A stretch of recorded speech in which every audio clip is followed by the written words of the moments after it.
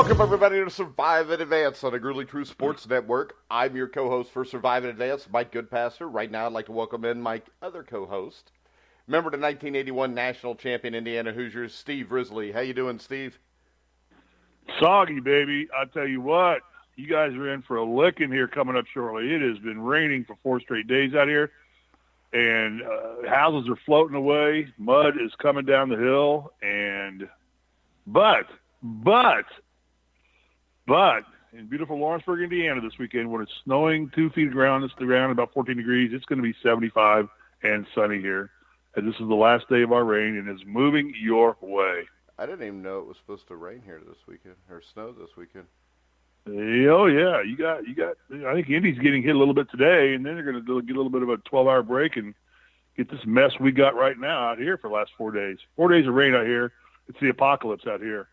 Yeah. You think the world will come to an end? Because everybody out there is a sissy. Yeah, you see, this is California's version of a winter storm, 4 days of rain in 60-degree weather. That's their severe winter storm out here. Do you guys have, like, severe winter storm warnings for rain? Oh, yeah. Oh, no, yeah. They're calling it a severe winter storm out here. That's their severe winter storm. Now, I could drive an hour east, and I would be in 4 feet of snow up at Bear Lakes or Big Bear. I could go 40 minutes north up into the Newhall Pass, and I'd be in about 2 feet of snow. But where I sit right now, gotta love California. Most eclectic climate state in the Union. Sounds awesome. But, hey, you know what, Mike? I want to start the show with this. I know we're going to talk about, as we begin to wrap up NFL football now, we wind down with football coverage and start digging into basketball full-time on our show. There was one really important score I just wanted to make sure you were aware of, and that was yesterday. The Indiana Sycamores took it on the chin, 75-86 to Northern Iowa, putting Indiana State as 10-7, and they got beaten by an 8-10 Northern Iowa team. Just thought, I know you're you're proudly. They're only 2 games behind IU then. Yeah, exactly. Yeah, exactly. But I know you proudly claim to be. I don't proudly claim. Sycamore. I just went there for a while, Sycamore. and they turned me away after a while. Something about. I mean, who knew that you had to do something about going to class? Something about going to class and attending class and not partying all night long? I've never partied, Steve. Not recently. No, you've never partied. I'm sure you haven't. It's been probably at least 20 years since I've partied. I'm too don't old. Don't you guys have the annual 4th of July trailer park ball block party? Well, actually, you set off that's sprinklers almost and every fireworks night. and stuff? No, we've got a fire pit. We dig a hole and we put some wood in it. We set a fire, and then we all just sit around there and drink Pabst Blue Ribbon beer because that's what happens at the trailer park. And don't you have the four-wheeler 500, where you do 500 laps? We got four-wheeler. We got a dirt bike. We would have a house, but instead we decided to get a four-wheeler and a dirt bike and just live in a trailer. Also, that works. We sit outside with the coon dog. We fly the Confederate flag. So it's what you think a trailer park would be, and of course we all have our MAGA in Lawrenceburg, hats on. Indiana. Your MAGA hat. Yeah, and we're just wishing there'd be a trailer park shut down, and then none of us would have to work. For those of you who don't know what a MAGA hat is, that would be "Make America Great Again." Everybody knows what it is, whether they hate it or they like it. And I have a question for you. What? So does your trailer park have like its own polling place? Like you have one trailer you set aside where there's like one poll of a voting booth in there. You guys go in there and just vote all in somebody's trailer? Actually, we just dig a ditch, and then everybody goes down the ditch. Yeah. You go down by yourself into the ditch so nobody can see who you vote for. Yeah.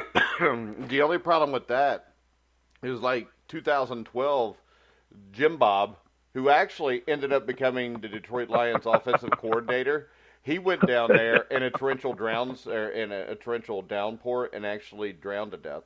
It was a really sad day. We all put like black markers around our Pabst Blue Ribbon cans in honor of him. Do you guys all have tornado shelters down there? Like I know, like trailer parks. Trailer parks are tornado magnets. I mean, when a tornado comes, basically we just bend over and kiss our own asses goodbye. Goodbye. So and you get the Velvet Elvis. You get the Velvet Elvis painting out of the trailer, I'm sure. And make sure that's protected. Well, that and the dogs playing poker. You got to have the dogs playing poker. You get dogs playing poker and the Velvet Elvis. Yeah, you got to get those out of the house. That's the most custom artwork of any trailer. Come on, Steve. You're not kidding Indiana, anybody. You're from Indiana. You got a Velvet Elvis. Oh, too. I know. Just admit Hey, it. we lived up by the reservoir in Fishers, Indiana, and we lived in Indiana, and we were grateful because about 10 miles north of us in Pendleton, Indiana, there was like 4 trailer parks. So we were pretty damn sure that a tornado was never going to rip through our neighborhood because it was going to get about 5, 10, 15 miles from us, and it was going to smell those trailers. Yeah, it was going to shoot up 69. It was going to shoot straight up 69 and go right into Pendleton and just wipe out the trailers there because that was more fun for them. Well, see, you remember the tornadoes of 1974, right? Yeah. See, my family is originally... That was the Xenia, Ohio tornadoes, right? Well, it was all over the place. It was all over the Midwest. Yeah, Cincinnati got hit hard. Yeah, that's how we ended up. Yeah. That's how we ended up moving to Aurora because we were in a trailer park at Evansville, and the next thing you know, we're in Aurora. I actually just watched a special on that the other day, talking about all these Titanic specials we watched. There was actually a special on that 74 outbreak of tornadoes just ripped through for 2 straight days. That was unbelievable. All the way from Alabama, all the way up to Indiana. Ohio got the brunt of it. Kentucky got the brunt of it. I mean, you're talking about tornadoes coming through Louisville and Cincinnati. Generally, you don't get major tornadoes ripping through big cities. But in that day, they did. And Xenia probably is the most famous city of all that got hit. It just basically took Xenia, Ohio, off the map in a matter of minutes. But I vaguely remember that was happening. But in lighter news, let's go on. I want to remind everybody today our topic of discussion is going to be teams that didn't make the playoffs and what kind of a chance or what they have to do to be a playoff team next year. Also, at the end of the show, Bobby Sheridan, our resident odds maker. What's his record now? I don't know because I didn't pay attention. Has he missed one yet? I think he might have missed one of the tennis ones last night. I don't know. I think I was kind of watching the tennis. I'll have to ask him about that if he missed one. Yeah, we'll have to find out. Well, we don't like to talk if he misses, but so far he's been pretty dead on He's everything. Pretty damn good, I tell you what. If I was a gambler, I'd be listening to him. That's for sure. I'd be buying his report for $10 and probably making 1,000 or something if because that guy's been. That's why I don't argue with him. I mean, those guys do their homework. It's amazing what they know and how they figured out and how close they are. 99% of the time, rarely do they get caught in a blowout. I mean, there are blowouts that happen that you don't predict, but 99% of the time, those guys they're within a half point of where it should be. And it's where it ends up. That's why they have half points. But anyway, yeah, we're winding down our football coverage. We're down now to the last 2 playoff games, and then we got the Super Bowl coming up. So really only 3 football games left. So as you said yesterday, we looked at the teams that made the playoffs and which one are poised to repeat. So today, Mike, I guess we're going to go through all the teams that didn't make the playoffs and see if they have any chance to make them next year. Let's start with the AFC East. Let's just go right down the list here. Let's talk about the Jets. 4-12 last year. They lost their coach. They've got a new coach coming in. They've got a young quarterback who had moderate success and moderate failure. Highly touted coming in, Sam Darnold. What do we see in the Jets? Are they a team that can make enough changes this year with a new coach to make a run at the playoffs? Because the AFC East looks like it might be getting a little weaker. Yes, it is the perfect time for the Jets to do something. But I think hiring Adam Gase may put a squash on that. When you look at it, you got Sam Darnold. He comes from the Dolphins. He comes from the Dolphins, right? Yeah, he was the Dolphins head coach. He was 5-1 against the Jets, so he knows how to beat the Jets. The only problem is now he doesn't get to play them, so he probably won't win as many games. Can he coach the Jets? Nobody has been able to coach the Jets since Bill Parcells was there, I think. I thought Weed Eubank. Possibly. Well, you had Joe Walton was successful, and who was the other guy? Walt Michaels. Walt Michaels got in the AFC Championship game in 1982, I believe it was, the strike season, and they made the playoffs in 81. Walt Michaels was George Michaels' dad, wasn't he? Freedom. I don't Freedom. Think so. Right. Since you live out in California, I figured you'd be a big fan of George Michael. So, yeah, I think the Jets... He's dead. Well, what's that got to do with anything? Oh, I can't be a fan of somebody who's dead. So... You're from Indiana and you're not a fan of Elvis anymore? Or Michael Jackson from Gary, Indiana? No, I respect their talent. I'm not a fan of theirs anymore because I'm nothing to be a fan about. They're dead. That is so harsh. I'm only a fan of people that are alive. Huh. All right. All right, move on. So Jets. the New York Jets, I would say a different coaching hire. I could have seen them pulling something off. I don't think so. I think you get a 6-win team. I think with Sam Darnold there, anything's possible. But I would say no playoffs for the Jets next year. What do you have any idea? I mean, again, I don't want to put you on the spot. Any idea what their most important needs are right now to get around Darnold? They've got a good quarterback, and that's about it. That's what it kind of appears to be. They need. I think they need a number one wide receiver, which you're not going to get in this draft. You would have to get it outside of that. Maybe they're one of the teams that'll make a play for Antonio Brown. But I think you just need more weapons for Darnold. I think you need to strengthen the offensive line a little bit. It's not as bad as some out there. Defensively, they need a few players. They're still a ways away, I think. 2 years from now, with Sam Darnold, if he develops, Possibly. I think this is a possible playoff team. All right, Buffalo Bills. The Buffalo Bills. I don't Quarterback. know what to They need a think quarterback, about. don't they? No, they got Josh Allen. Okay, you trust Rosen. You don't like. That's right. Too many Joshes out there. Yeah, I know. I don't really trust. Yeah, we'll anybody. get we'll get Do you there. really trust any man named Josh? No, it's kind of I'm just joshing you. See, that's a bad phrase. I'm just joshing you. See, Yeah, I mean, that nobody's gives you used a negative that since you were a connotation. kid back in the 30s. Yeah, I know. Now there's a little more colorful version of I'm just joshing you. Yeah. All right, the Buffalo Which Bills. we're not going to say on the air because we're trying to get sponsors. The Buffalo Bills finished the season 3-3. Two of the losses, they outgained the opposition. I think this is a team that, with Coach McDermott, is a team that plays really hard.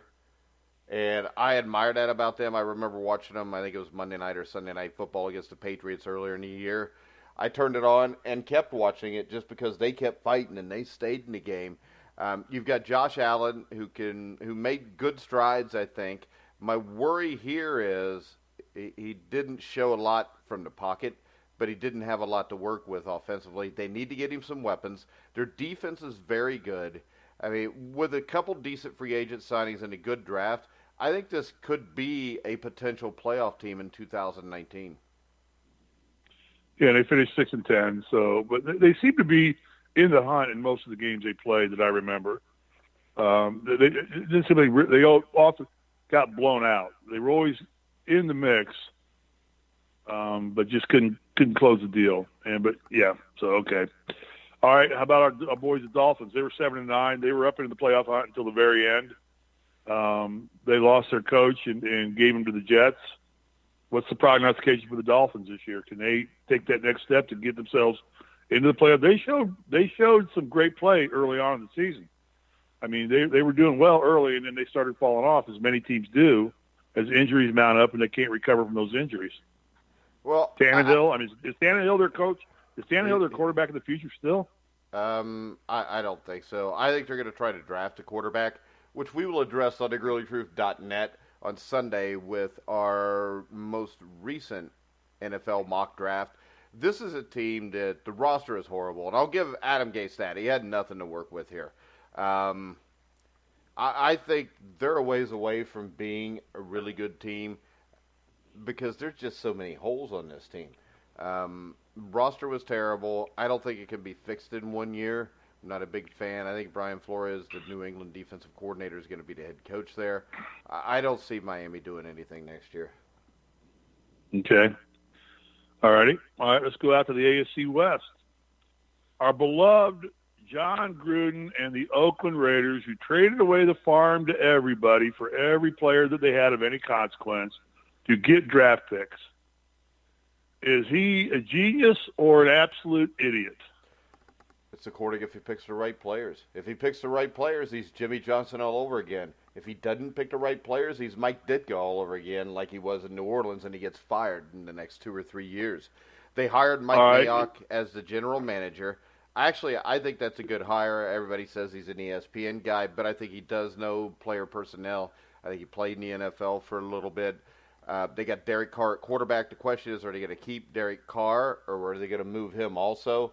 The interesting thing to me is John Gruden loves Antonio Brown, and the Raiders have the cap space where they could add Antonio Brown.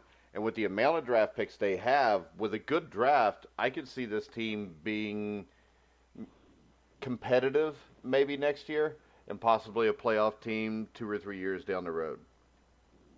Is Gruden smart enough to make the right draft picks, or is he just a slick-talking ESPN analyst who claims to be the greatest quarterback guru in the world, and I can't think of one great quarterback he's ever developed?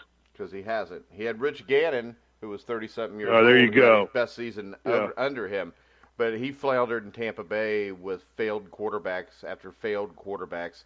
I don't know. So we'll see if he's smart. what's It's been a decade since he was stupid in Tampa Bay. And the other thing is this. Is Gruden the guy that's making these picks, or is Mike Mayock?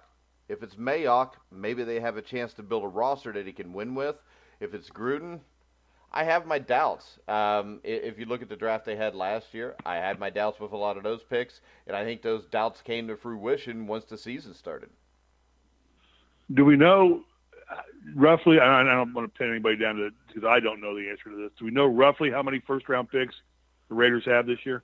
Oh, I think from doing the mock draft, they got 2 or 3. 2 or 3 first-round picks. Yeah. If you can't pull off 2 or 3 first-round picks and get your team into a 500 situation, the problem I fear is Gruden's going to go for the high-profile positions. Where that's what I fear. Because to me, yeah, when I did the mock draft, I hate to give it away, but when I did the mock draft, defensive players is where I went for them. Because they've got to have somebody. They got to have pass rushers. They need DBs. They need a lot of things defensively. And defense, I think, needs to come before offense in this case. You've got Derek Carr. He's a solid quarterback. He's been successful before. But when I look at it, that's the way I would go. But, yeah, I would be scared to death that he's going to go for the fancy guys. If he goes for the fancy guys. That's Gruden's M.O. Yeah, it's his M.O. Yeah, because he's an offensive coach. Yeah, right. He's an offensive coach, and he's a lot of flash. Is this the Raiders' last year in San Francisco or in Oakland? Is this their last season up there? I don't know. I mean, I don't know either. I don't know when the stadium's going to be built. And the other thing is, I think this. I think Oakland, where they sit in the draft at number 4, could turn this into even more picks because a team like Jacksonville or the Giants may want to trade up desperately for a quarterback. Yeah, and if they do that, then Oakland drops to 7. But you're going to get still got more first-round picks farther down the road. Yeah, I mean, they're going to continue to get picks off of Jacksonville. And when you look at it, you're probably going to have multiple second and third round picks over the next couple of years, multiple first round picks. If they do what they should, they've got 3 first round picks. So to me, I would go to front 7 in my defense if I was them. You know, you try to get a guy like Mack Wilson from Alabama, who's a linebacker. He can kind of take the place of Khalil Mack, and at least, you know, even if it doesn't work out, his name's close to the same. And then a pass rusher like Montez Sweat. A Rashawn Gary, I would think. Those guys are all front 7 players that if you hit on them and they turn out to be what you think they are, all of a sudden then you have a fighting chance because you have a defense that can do something. And then maybe you take some of your cap money and go after an Antonio Brown and add to your offensive weaponry with that way, go that way with him. And, you know, Antonio Brown was a perfect fit for Vegas. That guy's tailor-made to live in Las Vegas. You know, the Sin City all the way, and you know Antonio Brown's a sin receiver. So you're saying Antonio Brown is a sinner? I think he is in the locker room. I think he is in the locker room. It doesn't matter. Yeah, you know. So, all right. So, but I think the Raiders are probably the most intriguing team that didn't make the playoffs because they have so much resource at their feet right now in terms of cap money and in terms of draft picks. It's just to see if they have enough mental capacity to utilize them effectively, say like the Colts did. I mean, the Colts drafted wisely. They got a great offensive lineman who's up for Rookie of the Year. They got a great defensive linebacker who's up for Rookie of the Year. They didn't draft high-profile positions, and look what it did to their team. I mean, once they got those guys entrenched, they took a 1-5 team and put them in the playoffs where, you know, all of a sudden the Colts are a complete 180 from where they were at the beginning of the season. That's through good drafting. And I think the Colts, and now the Colts have $118 million in salary cap money to spend on top of those 2 good draft picks. But we're not talking about teams that are in the playoffs this year. Let's move on to the Broncos, a team that really was in the playoff hunt until the very end. Yeah, And they got a new coach, a defensive-minded coach, Vic Fangio. The Broncos are always known for being great defensive teams. Is this a good fit? Are they poised to add a few pieces, and can Fangio get it done for them? Well, they could, but we don't know. Fangio's never been a head coach. I'm just guessing that the Broncos are really happy that when they courted Kirk Cousins that they didn't get him. Get him, yeah. When you look at them, same thing. I mean, are they going to go for a quarterback? They pick, I think, number 10. Well, there's rumors that Flacco may be heading there. Something that's one of the possibilities for Flacco. I don't know. I haven't heard any rumors about that. I think the guy that intrigues me with them is Kyler Murray, maybe at number 10. He's a reach at quarterback at number 10, but all these guys are reaches if you're picking them in the first round. 3 or 4 of them are going to go in the top 15 just because teams like the Broncos and the Dolphins are desperate. And when I look at it, though, Kyler Murray, the offensive line is slowly getting better in Denver. Still not great. You need a quarterback that's mobile. I think maybe you could see him come there. I think overall, though, with the Chargers and the Chiefs in that division, it's going to be really hard for the Broncos to compete at least next year. But the same thing, all these teams we talk about, good free agency, good drafts for a couple years, or 1 year even, and you're in the mix. So have we talked? So far, we've talked about the Jets, the Bills, the Dolphins, the Raiders, and the Broncos. Is there one of those teams that's going to be in the playoffs next year, in your eyes? So far, possibly the Bills. Bills are really, in your eyes, the Bills are really the only team out of that group. Yeah, that has a legitimate shot at getting into the playoffs next year and supplanting one of the teams that made it this year. Yep. So in your eyes, Jets are out. Broncos are not ready. Raiders are a couple of years away probably, and a coach, I think. So the Dolphins are just a hot mess in Miami. Well, the Dolphins' problem is their ownership, and that's a problem that's hard to solve unless ownership will change. Usually it doesn't. Yeah, they need to get rid of Wayne Huizenga. Okay. I don't think he's been the owner for a long time. Since Blockbuster, since the VHS went away. Yeah. That was the ruination of a nation. When exactly. When Blockbuster went away. You know there's still like 2 Blockbuster stores still open in Alaska? Well, it's because Alaska's 30 years behind everybody. They're frozen in time. They're frozen in time, no doubt. All right, let's move on to your beloved team, the AFC North, and let's just start with the Bengals. I love the Bengals because it's your team, and I was a Bengals fan until the Colts came to Indianapolis. They wiped out their entire coaching staff. They're starting from scratch. But with Mike Brown, does that make a difference or not? Yeah, because Mike Brown has never let his head coach pick his assistant coaches. And that's what it seems that he's doing here. Have they officially named a head coach yet? No, but it looks like it's going to be the dude from the Chargers. If they're going to, this could be a huge change. And the thing is this: when you're coming into this team, the cupboard's not bare. The cupboard is bare on the offensive line and linebacker. But you still have Andy Dalton, who's a quality NFL quarterback. You got Joe Mixon, Gio Bernard, one of the best tandem backfields in the NFL. You've got A.J. Green. You've got Tyler Boyd, who had a great year this year. Defensively, you got Carlos Dunlap. You got Geno Atkins up front. There's players here. With a complete change in culture, and if this coach is allowed to do it the way he wants to do it, you're a good free agency and a good draft away from being a playoff team, because this is a team that people forget. When Andy Dalton got hurt, I think this team was 5-3, 5-4, something like that. They were in the thick of things until he got hurt. He gets hurt. They finished the season 1-5 under Jeff Driscoll. So this is a team that needs linebacker help very badly. They need offensive line help very badly. And I'm just hoping with this draft, there's 3, I think, really quality offensive tackles. And with them picking at number 11, hopefully they take one there. I would like to see them sign a free agent offensive guard also.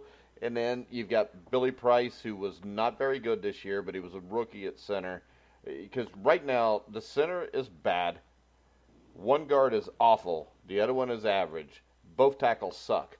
So You got a lot of holes to fill there to have a complete offensive line. But if you could get a stud left tackle with that first pick in the draft, it would go a lot. And you saw it with the Colts, how much better the offensive line got just because of one guy, Quentin Nelson. Right, right.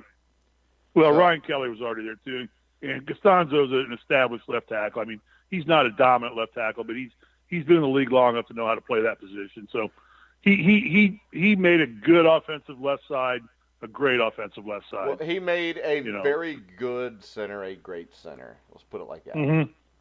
So, Yes, I agree. Yeah. So yeah, I he think elevated with the Bengals, he elevated that offensive line. I would put the Bengals slightly above the Bills. There's no way I would say that they're a playoff team right now because I don't know what they're going to do in free agency and the draft. Mike Brown scares the hell out of me because you never know what he's going to do.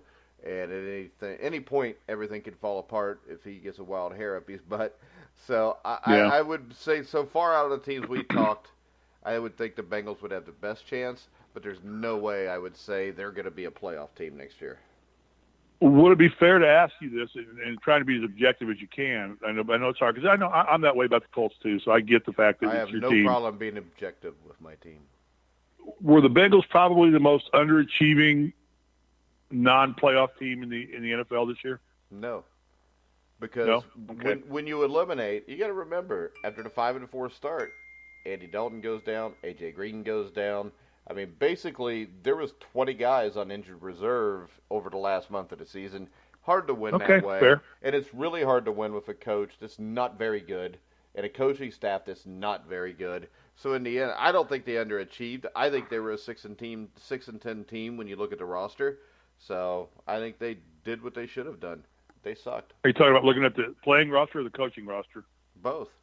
I mean, Both. when you look at it, once you get the injuries, I think this: if you don't get the Dalton and Green injuries, hell, they might have went 9-7, might have went 10-6 and won the division, but they still have glaring weaknesses in coaching, which hopefully they've taken care of, and at linebacker and offensive line. And in the end, I think even if everybody's healthy, the team would have been at 8-8 at best. So I would have a hard time saying they were the best. They're the most underachieving team because the most underachieving team we'll get to later on, which was probably the Steelers and the Jaguars.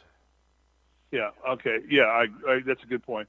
But the AFC North, and we'll move on to the next team here in a second. But I think the AFC North is probably the most division poised for flip-flopping and change of any of the divisions in the NFL right now next year. I think you're going to see almost a complete reversal of who's on top and who's on the bottom from what we were usually accustomed to seeing. Because the Bengals finished last. Yeah, well, so let's move on to the team that's everybody's darling right now, and everybody fell in love with, and that's the Cleveland Browns and Baker Mayfield, a team that probably I shouldn't even say this because you're going to blast me for it, but had they started Mayfield at the beginning of the season, might have been a legitimate contender. Why would that blast me? Because I'll tell you what, on this show I said they should start from the start, and you said Tyrod Taylor should start.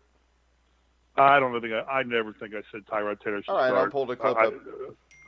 All right. You find the clip, and I don't think so because I'm all for throwing rookies. Yeah, I think you agree I'm with all me, for but I'm not sure. I think taught it was my son Anthony to that swim. disagreed. I taught my son to swim. I threw him in the pool and said, "Swim or drown." Yeah. And no, I didn't. People, don't send me hate mail. You That's didn't? a joke. I thought you did that with all four of your sons. I did it with my dogs. And I they thought swam. you did it with all four of your sons. You got one left. Go ahead. I only have one son. I know. That I know That's of. the point. 3 of them That I know of. The other one's still alive. Yeah.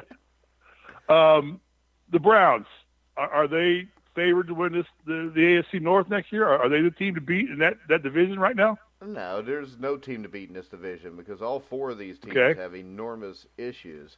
I think the Browns, though, may have less issues. They've got Baker Mayfield, who I think could lead them to 9 or 10 wins and make the playoffs next year. If I had to bet on a team right now, and they would have hired somebody other than Freddie Kitchens, I'd have bet on the Browns. I think Freddie Kitchens is not a great hire.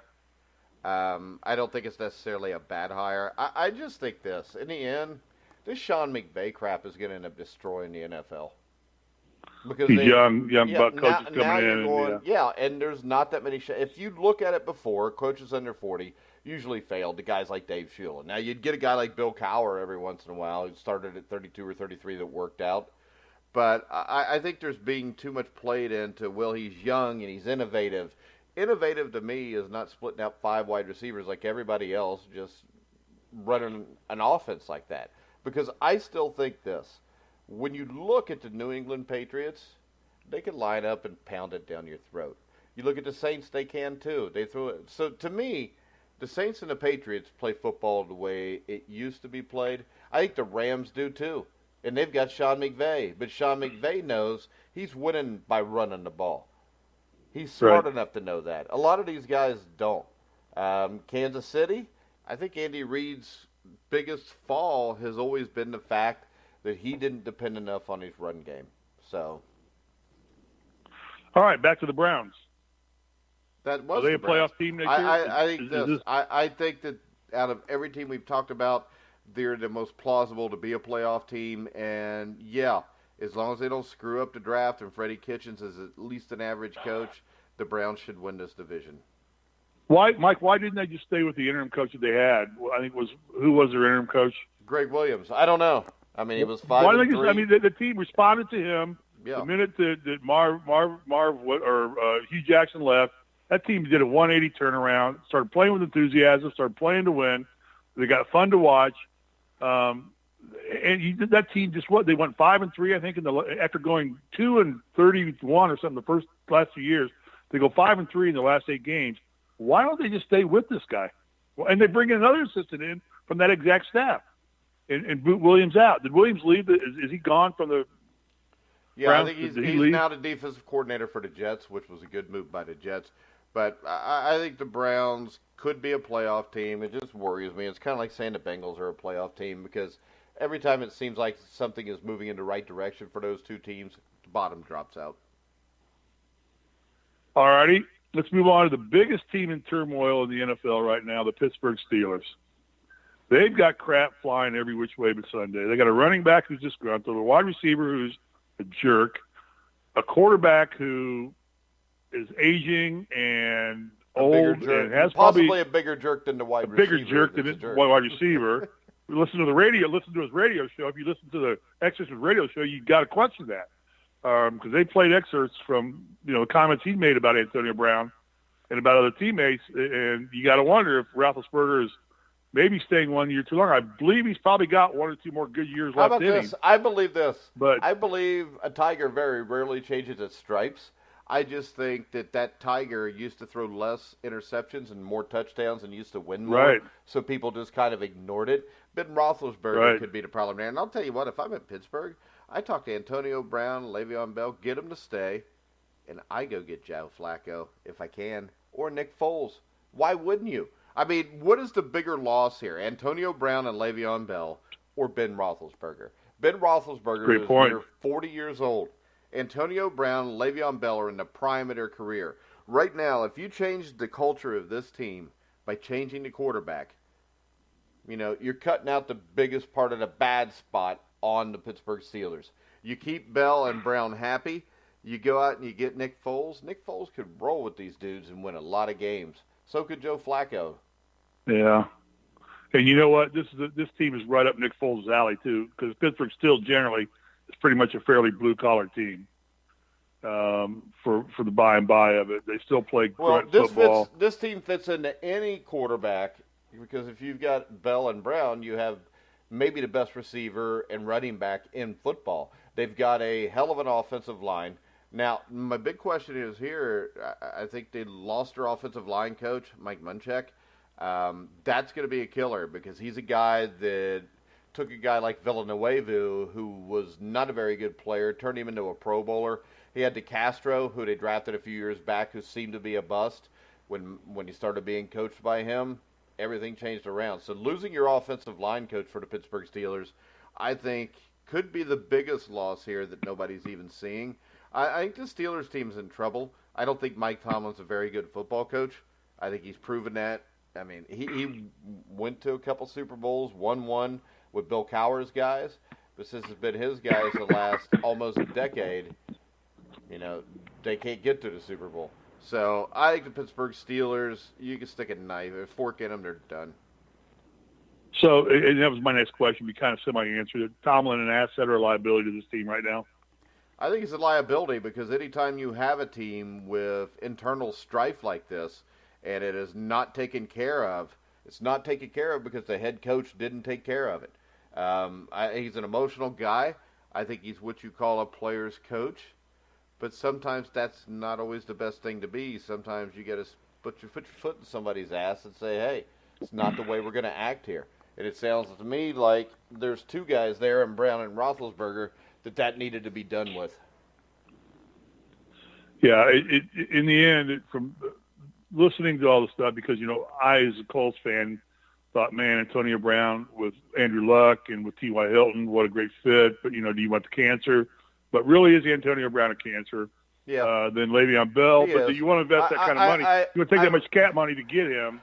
I know enough stories from people that know him, that were former Steelers, that, he's a cancer. You don't want him. I mean, if the 49ers want him, 49ers can have him. But this is the thing. A guy like Antonio Brown's not going to win a Super Bowl ever, no matter where you put him, because he's going to blow the crap up himself.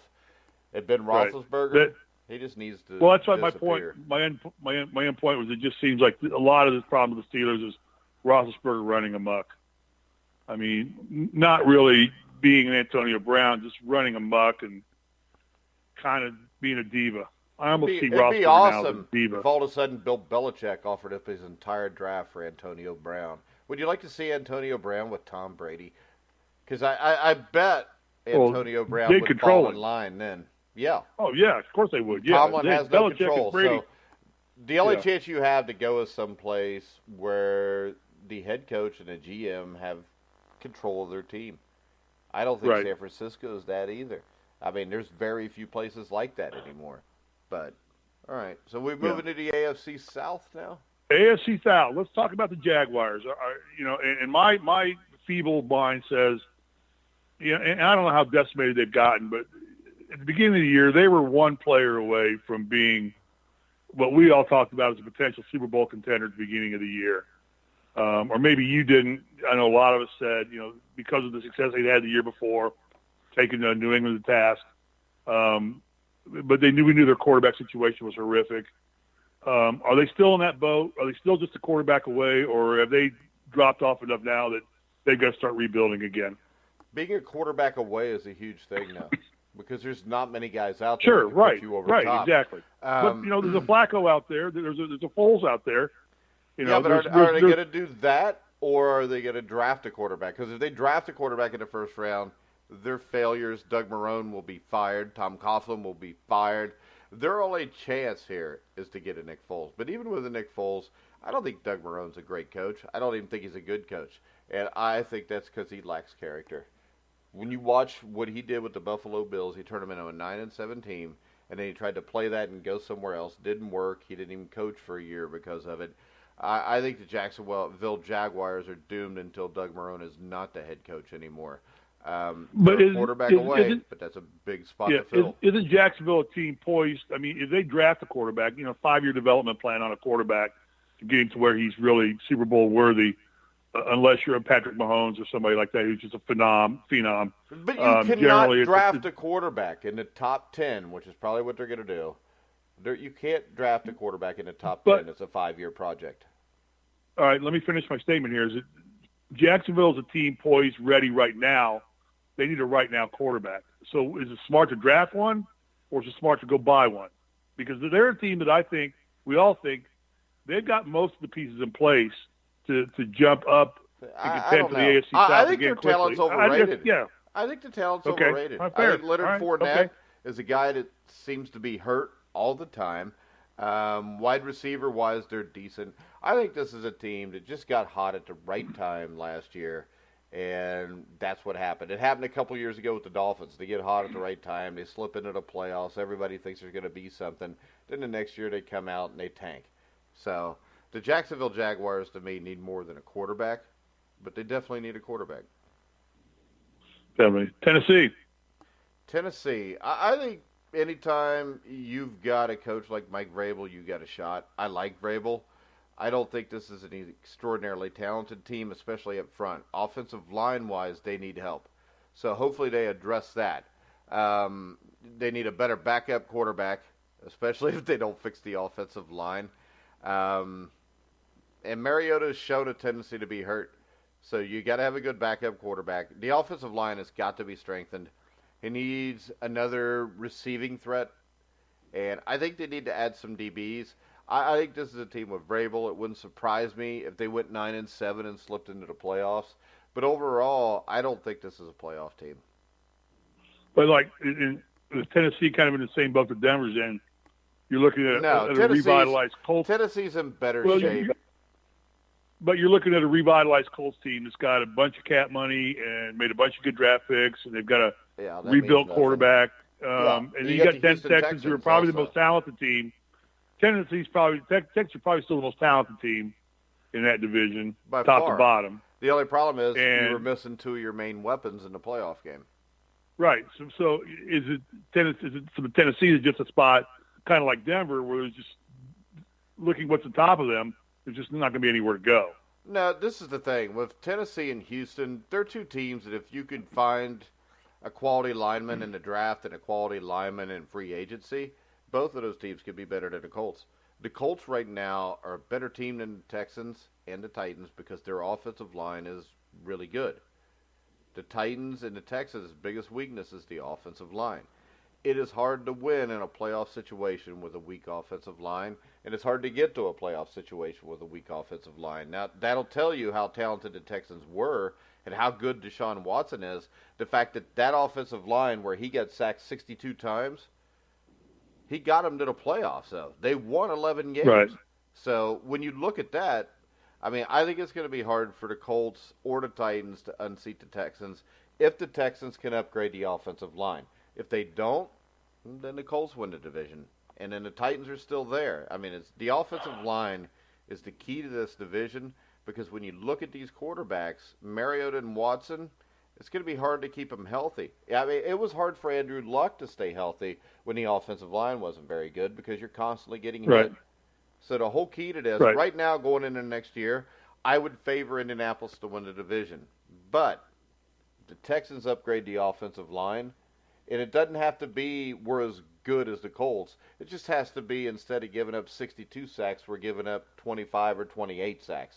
If they do that, the whole team is more talented than the Colts. But right now, the Texans' biggest weakness is probably the biggest weakness outside of a lack of a quarterback to have. Yeah, it's funny. I almost sense it was becoming a fashion statement kind of in the NFL where these general managers and coaches are having a great sense of pride of having a definitive offensive line. It's almost as big as having a great quarterback. Is I've got a powerful offensive line because everybody kind of know that's what drives your offense is your offensive line. Well, I mean, the thing is this. When you look at the greatest teams in NFL history, you're looking at the 72 Dolphins. You're looking at the Packers of the 60s. You're looking at the Raiders of the mid or early mid-70s. You're looking at the Steelers of the 70s and the 49ers of the 80s and 90s and the Cowboys of the 90s. The biggest factor in all that is every one of them had at least two All-Fame offensive linemen. Right. And I'd venture to say the Colts are going to spend some money strengthening their offensive line on the right side. I'll bet they do. Because the right side of their offensive line is not as strong as the left side. And that's going to make them even stronger. They've got a better foundation to work off of. But anyway, we're not talking about teams that made the playoffs. So, Titans, you think playoff contender for next year possibly? They're a contender. But not going to make it probably. Yeah. Well, we get to go to the NFC. All right, let's go over to the NFC. Let's start with a team that you seem to be very high on. You think they're just a few players away not being a quarterback, and that's the New York Giants. I think yesterday you talked about them possibly winning that division next year. If they make a couple solid – this is the thing. If they do not go after a quarterback, they will win the division. If they go after a quarterback, they will not win the division. It's that simple. To me, what the Giants do there is everything because there's no quarterback. Let me emphasize that. No quarterback in this draft that is capable of coming in and being a stud right away. Now, the Giants have Saquon Barkley, Sterling Shepard, Odell Beckham Jr., Will Hernandez at guard next year. The offensive line is going to be better. If they make a free agent signing or two and they have a decent draft, I think they can make the playoffs. So the New York Giants is my first team on here that I'm telling you now. If Eli Manning is the starting quarterback and they do not draft a quarterback, they will be in the playoffs. Okay, and I tend to agree with you. I think the Giants are a team that probably should sink all their money into an offensive line. With Manning and with Saquon Barkley back there, you need holes and you need protection. And you've got all the weaponry you need aside from that. How's the Giants' defense showed up? They need help on defense. I mean, to me, really, with that first pick, you could go just about anywhere with them except for quarterback. I don't want to see him pick a Kyler Murray or a Drew Lock or whoever's there, because a couple of these guys may be developments 2 or 3 years down the road. But I really believe this Giants team, if you were to draft another stud offensive lineman, sign a stud offensive lineman, have a good draft 2 through 6, pick up some guys that can play DB, some guys that can play linebacker. There's no reason why this can't be a playoff team next year. I agree entirely. I've always been a Giants fan. I've always been a Manning fan, obviously, because of Peyton, and then Eli. So, I know you're not a Peyton fan, but that's okay. We won't go there. The Redskins, are they a hot mess? Yeah, they're a mess. They're not making the playoffs. There's not much to be said here. Can they even be 7-9 next year? Are they even good enough to duplicate what they did this year? No. I mean, we don't even know if Alex Smith can come back. So they're going to have to go for one of these quarterbacks in reach, or they can get a veteran. Even with a veteran, no, I don't know that the talent's here to do that. The only good move that I think Daniel Snyder, their owners, ever made was not succumbing to media pressure and giving Kirk Cousins changing their name, or changing their name. What about it? Changing their name from the Redskins. He didn't succumb to that pressure either. I know, because really he should be calling them the Redskins. Looks like we just found a show for later on. There you go. I think the name should be changed. Okay. So we'll get into that at some other point, though. All right. Maybe next week. Maybe we'll have a special weekend edition. Are you getting politically correct on me all of a sudden? I'm not getting politically correct. I just know what the connotation of Redskins was and what it is, and I don't think it's a very good one. And I've got some history with this team that I can explain to you that I think may change your mind. All right. Well, I don't have an opinion on it. I mean, I really don't care. I don't care what they call them. Yeah, you do. Quit being a puss. All right, because you care. No, I don't. I mean, no, you wouldn't have made the comment then. You made the comment. So we're going to have this debate at a later date. Things can't be acceptable for 40 years, 50 years until social media comes out and some idiots decide it's not socially acceptable anymore. I don't buy that. So what you're telling me is this. Wait a second. What you're telling me then is African-American players never should have been allowed to play because it was 40 or 50 years and they succumbed to pressure and they changed to do the right thing. So I guess that means that never should have been done. You shouldn't succumb to media pressure because this is the problem. A lot of times media pressure is there for a good reason. Open up a can of worms here. No, you didn't just because you're wrong on this one. And if we're going to have this debate, I'm not going to have it right now. Man, and step it up. I'm waiting for you to move on. You're supposed to be the one asking the questions. Well, I'm trying to get Redskins. Redskins suck. Okay, we're done with the Redskins. Really suck. Go ahead. Let's move on to the NFC West. The Arizona Cardinals. Your favorite quarterback in the world, Josh Rosen. They suck. He sucks. And it's still, and I put this on my mock draft. It'll be out Sunday on thegrizzlytruth.net. I put out it would not surprise me if they trade Josh Rosen and pick Kyler Murray with the first pick in the draft because Kingsbury and Murray have a history. He tried to recruit Murray to Texas Tech, ended up not doing it. But the Cardinals are done here. I mean, there's nothing here to work with. Everybody's like, well, Steve Wilks Steve Wilks should be glad he got fired after 1 year because this team is still not going anywhere. And if he would have stayed here and they'd have gave him 3 years, he would probably be like 9-39, and he'd never get another chance to be a head coach. At least with this, Steve Wilkes would say, hey, I got screwed. I only got a year. I never got to prove it. Maybe somebody else will give him a chance. So if you're a Cardinals fan, you shouldn't be. Should they offer Larry Fitzgerald the opportunity to leave? And as great a career as that young man's had, give him an opportunity to win a Super Bowl ring. That's really the only thing he's not done in his career. That, with the career he's had and the gentleman that he's been and the great face he's been for the NFL, should they offer him? And I don't think Larry would go. I think he's a Cardinal till he dies. Yeah, and I think that's that kind of loyal person. So when you say that, it makes the question invalid because I don't think he wants to go. But if he wanted to go, I'm pretty sure they'd let him go. Yeah. Yeah.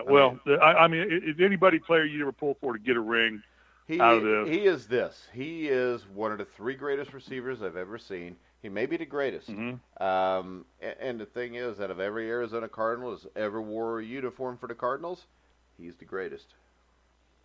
Better than Kurt Warner? He's the greatest. Kurt Warner was a Cardinal for like a couple years. Okay.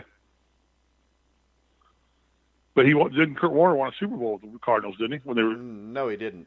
Kurt Warner threw an 80-yard touchdown pass with 2 minutes left to Larry Fitzgerald, and then the Steelers came down and threw that touchdown in the back of the end zone to win Super Bowl 43. That's right.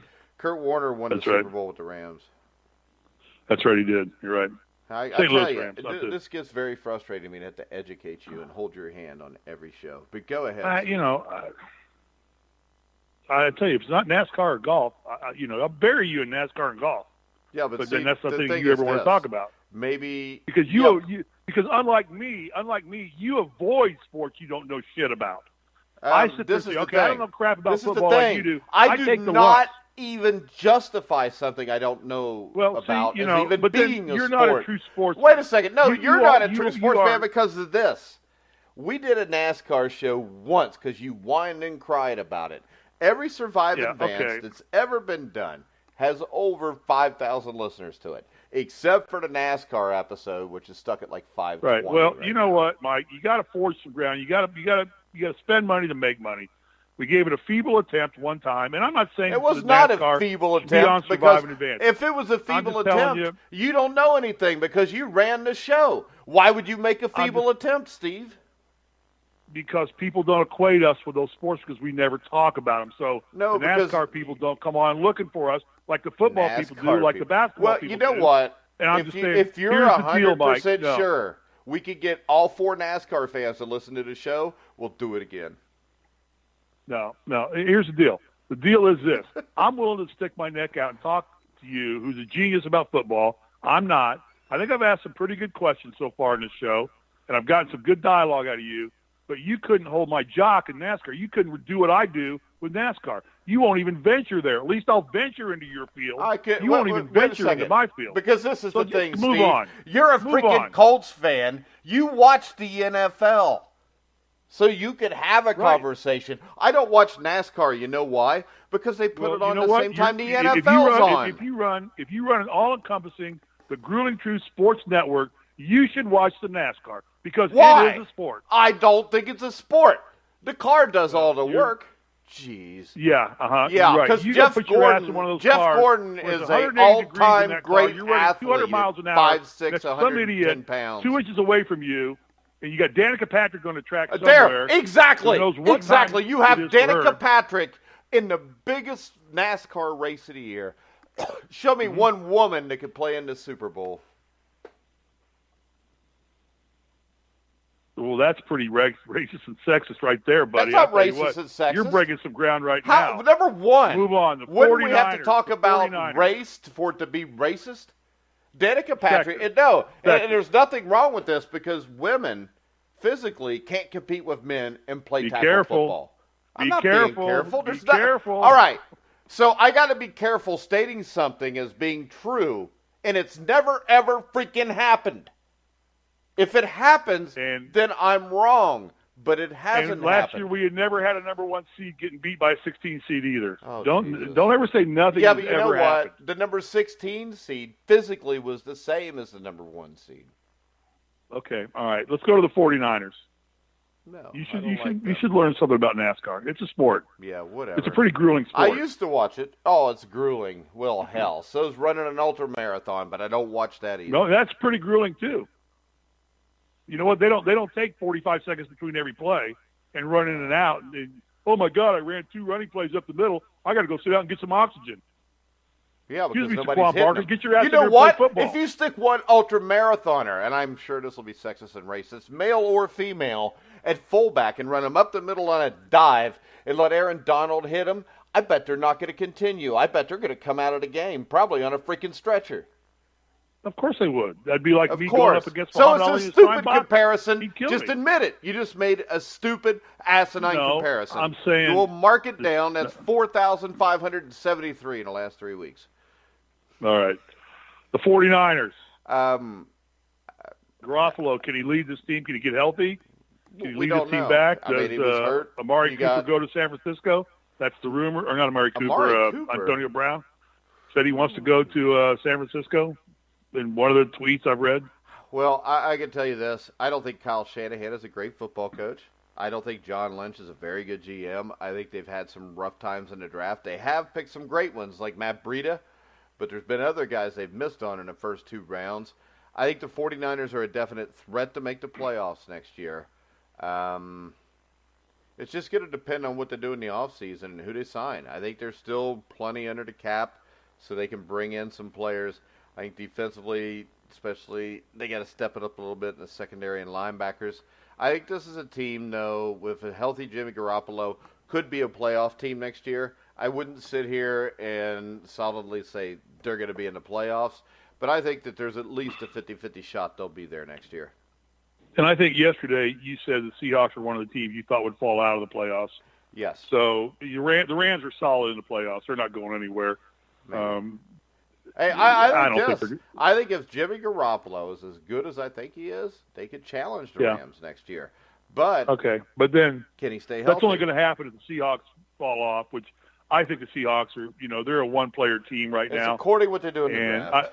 I mean, all of this Yeah. right now is conjecture on how much teams need to do. Sure, of course it is. But if it's a team like Right. the 49ers, and I think they're probably at least a contender for the playoffs next year, that just Right. means a decent draft, a decent offseason, and they're a playoff team.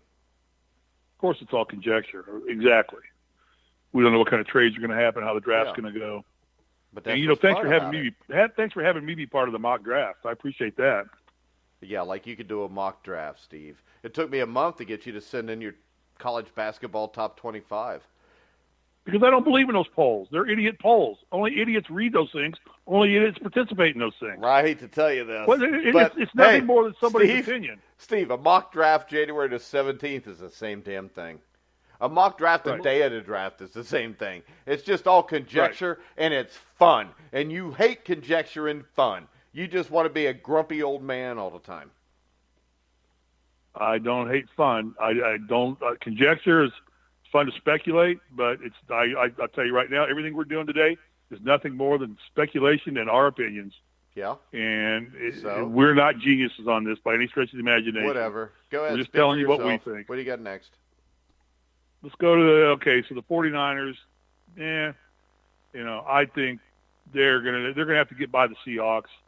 I don't think anybody's going to touch the Rams in the NFC West. So I think you're not going to see 3 teams come out of one division to get in the playoffs. So it's either going to be the Seahawks are going to have to fall, 49ers are going to step it up. But Garoppolo's the deal breaker right there if he can come back healthy and plays like he did in the last 6 games the season before when they got him from New England.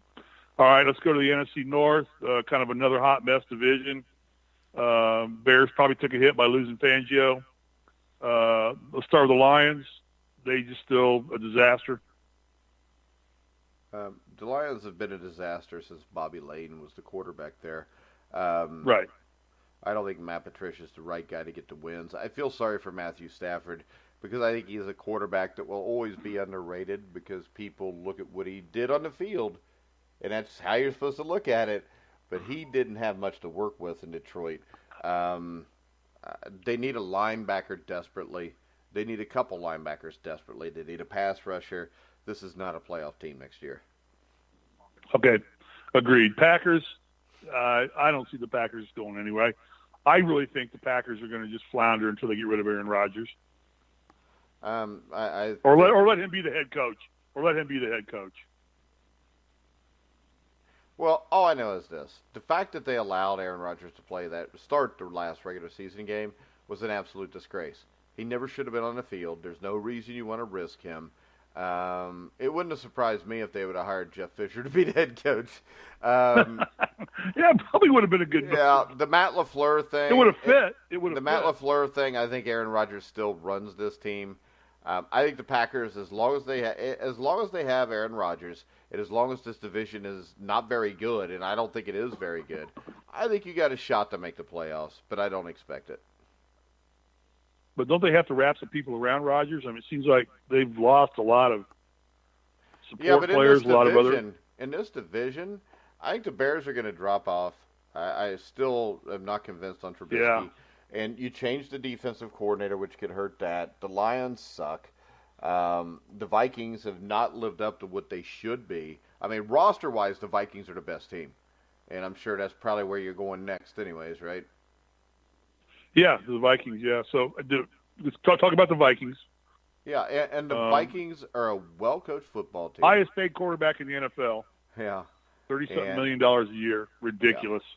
So the problem is this. You've got a quarterback situation. It's the opposite of Jacksonville's quarterback situation. Yeah. Because you've got a guy that should be really good. But he's turned into Elvis Grbac after signing an $84 million contract. And we don't know if he's ever going to get out of that. From the past. Yeah, we don't know if he's ever going to get out of that. So I think the Vikings, with their coach, with the division, I think every team but the Lions has a chance to win this division next year when it comes down to it. If I had to pick a team to win this division, I would actually pick the Vikings, just because I think the Bears are going to have issues. I don't think they're going to be quite as good defensively. I agree. So I don't know. This division is a toss-up. Anybody can make the playoffs outside of Detroit. You think only one team out of this division makes playoffs? Yeah. So it's either going to be, yeah. Only one made it this year. Mm-hmm. Yeah, and I don't see that division being it's always been a Packer-dominated division for the last God knows how many years with Favre and then with Rodgers. But now the Packers are sliding. But I think the Bears took a step backwards by losing Fangio and bringing Pagano in. I don't think that's going to shore up their defense for what they needed. Trubisky, I think, is a blue-collar quarterback. He's not. I don't think Trubisky's a quarterback that can lead your team to victory, but I don't think he's going to cost your team. He's a runner. Yeah, I mean, he's not going to. I don't think he's going to lead Lamar your team. Jackson. He's a runner. Right. Runners don't He's win. not going to. He's not going to lead your team to victory, but I don't think he's going to cost you a lot of victories either. He's just going to kind of be out there, handing the ball off, making short passes. As long as you keep him playing within his limits, I think Trubisky's fine for that team. But he's not a big play rate quarterback by any stretch of the imagination. All right, last division, NFC South, the Buccaneers.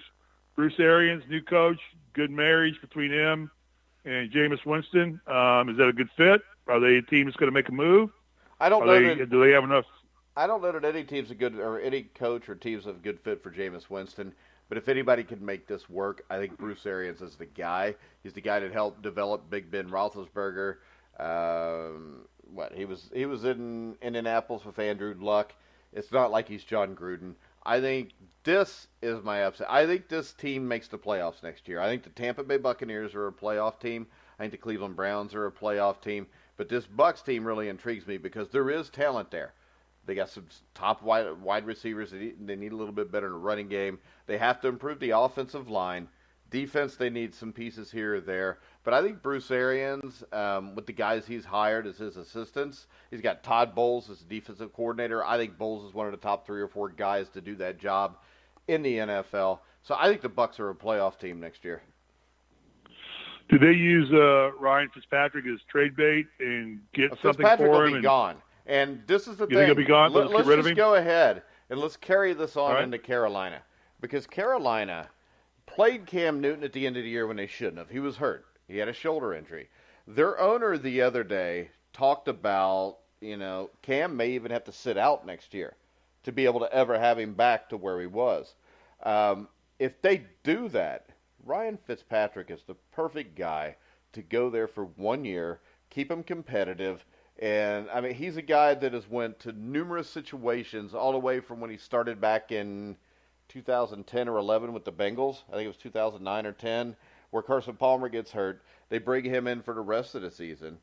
And then he goes somewhere else for a season. And he goes, because majority of the places Fitzpatrick's been, he's ended up being the starter because he's a stopgap.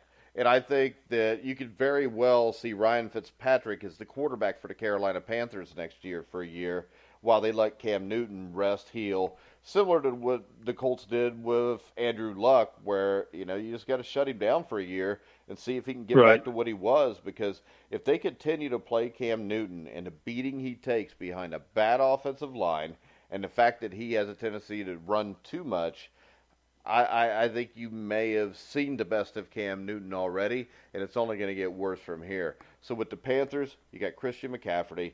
You need to add offensive linemen. You need defensive linemen. So I think this is going to be a lost year for the Panthers. I think there's no playoffs for the Panthers. The best thing they can do is get a stopgap quarterback for a year, let Cam Newton rehabilitate that shoulder, and then hope the next year that you get the Cam Newton that you had 2 or 3 years ago. So you say no to the Panthers, possibly to the Bucks. Yes to the Bucks. Yes to the Bucks. All right, Arians. You think Arians that good a coach? I do. I do. I think when he took over the Colts, when Pagano went down with cancer, the Colts changed face immediately. It became a winning football team. He made him a almost team. Overnight. And right, Arizona, he did. He made him a playoff team. He had Arizona in the NFC Championship game. Right. Yeah. All right. The last team we're going to talk about, the Falcons. That's a hot mess team too, I believe. I think this. They made the playoffs last year, but they weren't quite as good as the Super Bowl year.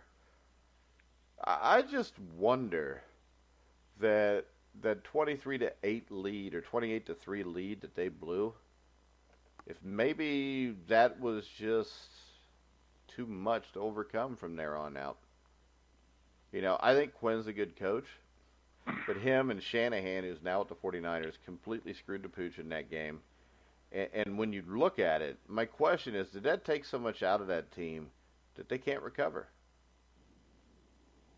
That's a good point. I never looked at it that way. I just figured it was Brady and Belichick at their best again. Yeah, but still, you had a huge lead, and that game was given away by the coaching staff. And I don't not buy your theory. I just said I would buy it more if it was anybody but Brady and Belichick. I don't not buy your theory. No, it has nothing to do with who did it. What it was is you're at 28-3. Brady and Belichick. Doesn't. I mean, they do. How in the hell does it matter who did it?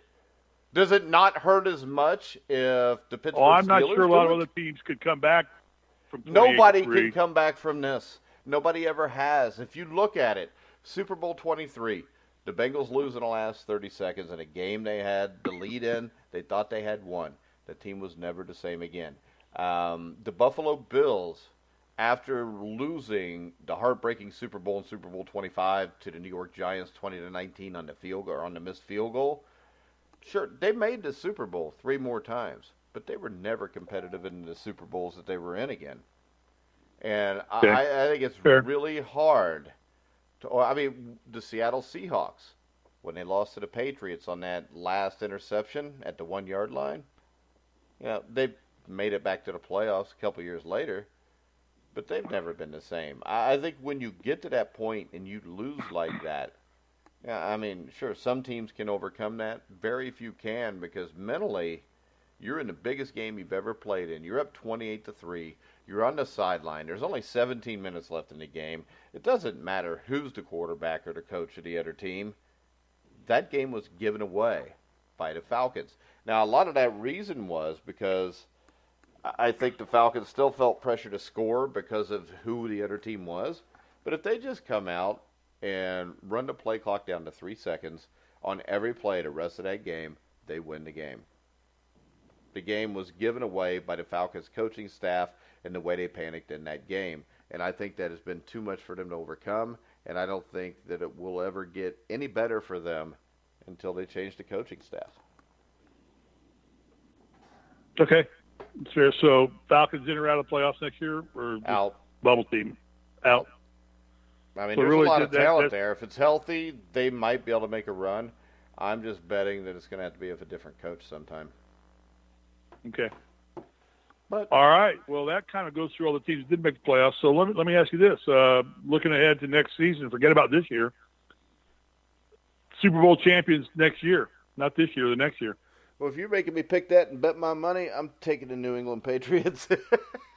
That's not a stupid bet. I mean, the thing about picking the Patriots is kind of like back in the 80s picking the Celtics or Lakers to win the NBA every year. You're going to be right one way or the other. Even if you're wrong, you can't go wrong. You're going to almost get it right because you know they're at least going to be in the conference yeah. finals. But, all right, Yep. So I guess we're ready for your best friend, Bobby Sheridan, who will be up in a little bit here. You didn't ask me who I'm going to pick to the Super Bowl. Because you're going to say the same thing. Or you're going to homer it and pick the freaking Colts. I'm taking the Colts. That's stupid. Okay. Well, it is. But, all right, guys. Mike, you'll be the first to admit, it's not the first stupid thing I've said since we've been on the air together. It's just. All right. So why would you expect anything differently? That's why I said you're going to pick the Patriots or you're going to pick the Colts. So I gave you the opportunity to be intelligent or an idiot, and you chose the latter. All right, guys. We're going to be back with Bobby Sheridan from the Sheridan Report after this commercial message. Hello, boxing fans. I'm Michael Montero of Montero on Boxing. You may have read my work in Boxing Monthly Magazine, Ring Magazine, or their associated websites, maybe Undisputed Champion Network, maybe you've heard my segments on NBC Sports Radio, or any of the other platforms where I do work regularly. I wanted to invite you to check out my podcast, The Neutral Corner. We upload it every Monday. It's available on iTunes, Stitcher, SoundCloud, YouTube, and of course at thegruelingtruth.net. Every week we go over the news, the rumors, the latest fights being put together. We analyze everything, give you the business behind the business, and then we review all the action that took place in the ring during the prior week around the world. Not just the big popular fights, but all the fights, including the little guys.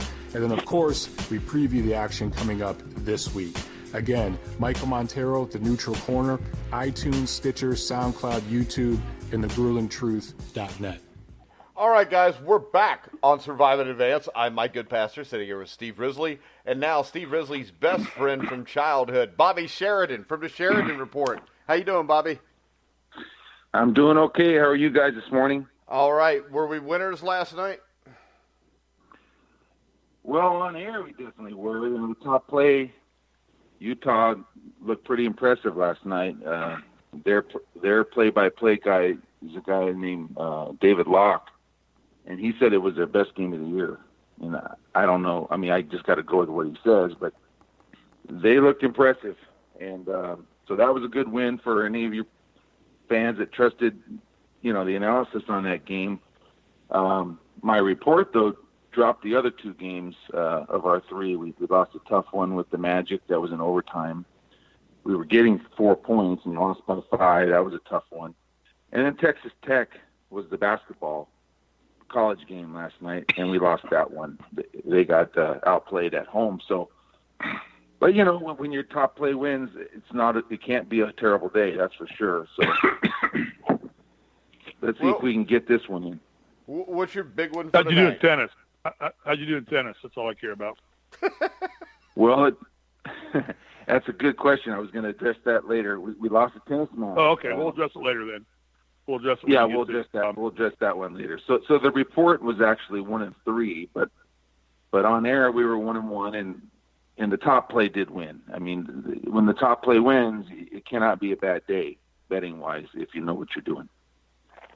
All right. So what are we looking at tonight? What's your top play or the big play that you want to talk about on the show tonight?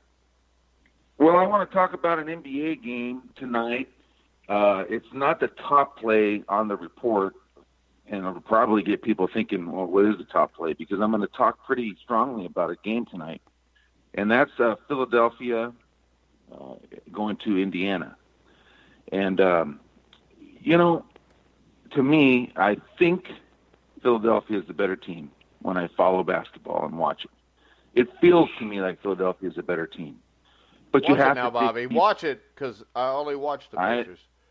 Go ahead. Okay, well, you have to dig deeper. When you're putting money on these games, you're betting $1 like Risley.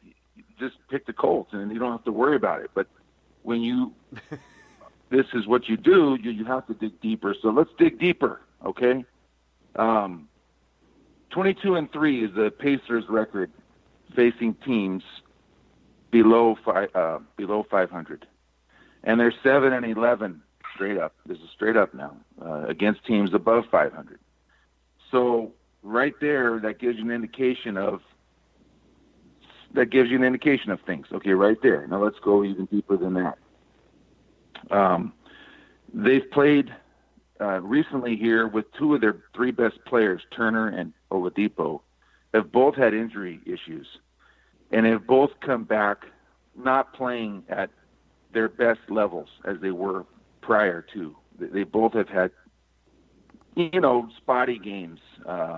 In fact, Turner, I don't think is 100% self-proclaimed. He's still wearing a mask and says it's not comfortable for him on the court, but he's dealing with it and playing. You got Philadelphia team that, all right, they pick up Butler. That's their big pickup. And he's missed both of the prior two games that these two teams have played each other. They're 1-1. And this is game 3 of 4. So this will be whoever wins this game will be a 2-1 head-to-head. And why is that important?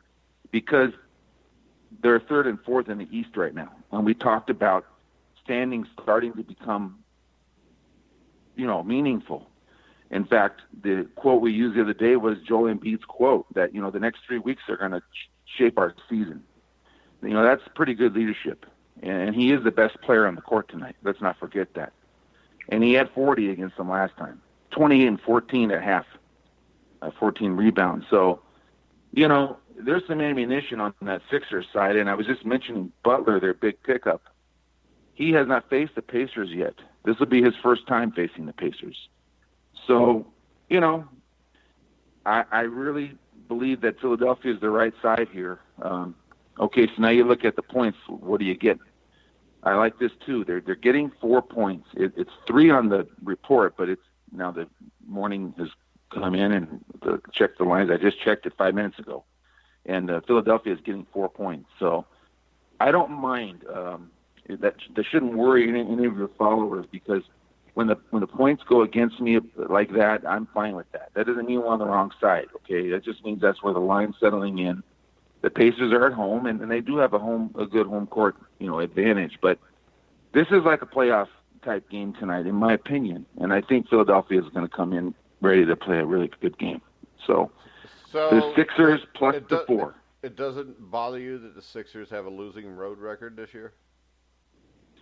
No, that doesn't bother me at all, because a lot of that stuff is built up over the past, earlier in the season, and things are shaping up for that team now, and they're going to be playing a game that they really want to win, and it's a playoff type atmosphere. They're going to go in there tonight ready to win this game, and they should win it. If they're anything, they should win it. This will be so you can learn something tonight from watching Philadelphia tonight, if they're really going to be a team to reckon with in the East, because Indiana's not. Indiana's not going to the finals. Really? They're not going to. So get Indiana's a joke, even though they play a team and they play defense and they've got a star. But the Philadelphia 76ers is a team that is legit, because I don't see anything on the Sixers that tells me they're legit, because they're a poorly coached team. And I'm going to do this. I'm going to call you on this one, because I know Risley missed when he argued with you a couple nights ago. I think the Pacers will beat the Sixers because they're flat out a better team. They're playing at home, and they're better coached. All right, well, we'll bet a Starbucks coffee on that one. We'll bet a Risley $1. Okay, that sounds good. Do I get you know what? What we need to do is we need to print up some Risley dollars. A picture of Steve's head on a dollar bill, and we'll just bet them back and forth. Yeah, but it's got to be just his head, because if you put the whole thing 610, it won't even fit on the dollar bill. You're right, so it's got to be just his head. Yeah, I don't know if he can fit his head on a dollar bill, so it'll probably be just like his forehead, or you'll see his jaw. It's going to have to be half one way or the other. Now, here's the question, because we just did a show on teams that we thought that didn't make the playoffs this year that could make it next year. And Risley had the question at the end. He wanted a prediction for winning the Super Bowl next year. So are there odds already posted for next year? Yeah, there are. There are already odds, and we alluded to that, I think, yesterday. The Colts were 20-1 on the. Oh yeah, that's right. What are the Bengals? Oh shoot! I mean, you have to look at the bottom of the page. I mean, does anybody ever look at the bottom? You just read the first two paragraphs. Bengals fans do, buddy. Right? You can make it 1,000,000 to 1. I mean, you know. Oh, nothing. Bobby, come on. 1,000,000 to 1. It's not like we're the Detroit Lions. Well, anyhow, but I get the 4 points in our little friendly bet, right? I mean, you do have to give the points, you know. Oh no, I don't give points. I only give points if it really helps me. You gotta You gotta talk to Steve. The way I bet is, it's only to my advantage. Will I bet? Correct, Steve? All right. Yeah, I actually. I don't know. Actually, if I had to give him 4 points, I would call the game a toss-up. To tell you the truth, Bobby. I was just trying to make the show exciting. I'm not a gambler, and I could care. Care less about gambling. I could care even more or less about the NBA.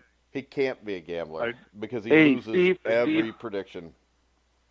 Yeah. Can I ask Steve a question now about last night? Did you happen to look? I know you don't watch things. Did you at least flip through when you got off the Kardashians? You know, like the commercials and stuff. Did you check out? Hey, a lot of people just got off the Kardashians. Go ahead. Did you? I'm going to not address that. Okay. Did you go Bear? Did you get a chance to see him at all? See what? Rudy Gobert. Did you watch that Rudy Gobert last night? Did you watch any of the game last night? No. We watched Young and the Restless. Young and the we Restless. Watched TMZ. Jeez. We watched with TMZ, Young and the Restless. We did Jeopardy. That's our family dinner. We do Jeopardy over family dinner. And what did I do after that? We watched Airline Disasters. Well, Jeopardy, that's why you're a pretty smart guy. Even away from sports, you watch that Jeopardy. No, he's not. He just watches. His wife makes him watch stuff to get him cultured. I'll have you know I answered more Jeopardy questions than my wife and my son combined last night. I'll tell you what. You know the secret to Jeopardy is there's a clue in every answer. If you can just figure out the clue real quickly, you get the answer. Every answer they give you, there's a clue in the answer. Okay. You just have to. It's a puzzle. It's not really it's not a trivia question. It's a puzzle. You got to figure out puzzles for Jeopardy. All right. The thing that struck me last night was the Celtics, though, because I still think the Celtics are the best. They're the most talented team in the East, Bobby, and they beat the Raptors by 9. And I watched a little bit of that game, and when you look at the rosters, I think the Raptors are a team that's kind of like Virginia in college basketball. They're built for the regular season, but I still don't think they're gonna. I don't think there's any way they can beat the Celtics in a best of 7. You know, I think that's a pretty good take. They changed things up a little bit this year. They brought in, they got Leonard, and so I think they were hoping that would maybe give them a different look. And we still have to see how that plays out, But I would agree with that statement right there. I think that's a good statement, and I think Boston is the favorite still in the East. If you had to pick a team right now that would get through. But the East is really interesting because even the lower tier teams, 8, 9, 10, 11, they're pretty solid teams in terms of they're playing hard every night. And they are a team that interests me off bringing that up, and they're a 500 team now. It's the New Jersey Nets, because it seems like every night they got 5 guys in double figures. They scored 145 points and beat the Rockets in Houston last night. Are the Nets a playoff team? Yes, they are.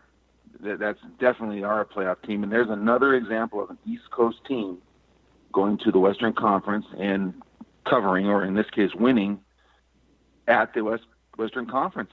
I mean, to me, the Eastern Conference is really exceeding expectations this year.